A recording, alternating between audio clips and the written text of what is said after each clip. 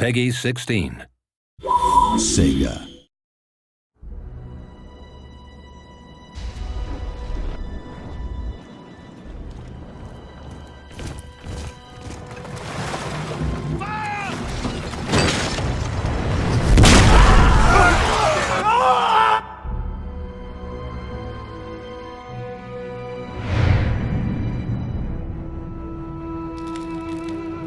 Rome 2 is going to be an absolutely massive game. It is by far the biggest and best total war game ever. And that's bigger in terms of the scale of the maps, the scale of the armies, the scale of the cities you'll be fighting over. You can go from the sea to the land and have massive combined battles.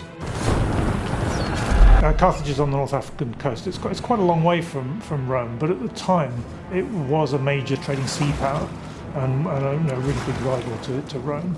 Carthage was a huge problem for Rome because it had an empire which dominated not only North Africa but also Spain. At one point, the Carthaginian armies got very close to dealing a lot of damage to Rome, and they thought it was about time that this should all come to an end.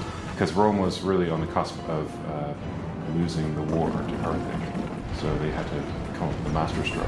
The siege of Carthage had been going on for several years, so Scipio was sent to break it. Scipio was a renowned Roman general in charge of this attack, the final assault on Carthage, and his orders were to annihilate the city.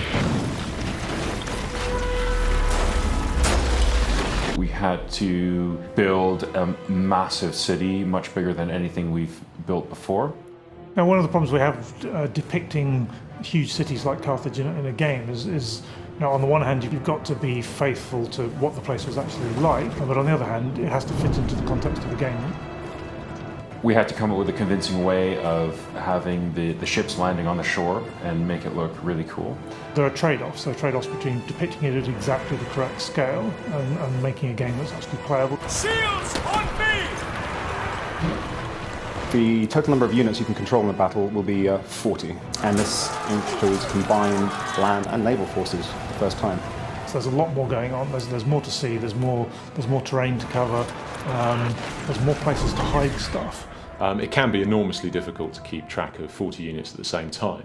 So what we've done is created a tactical map. It's been something we've wanted to put in the game for quite a few titles now, but it's never quite been right. So some people might think that putting a tactical map into the game may make it too easy. You can't actually control units from that level.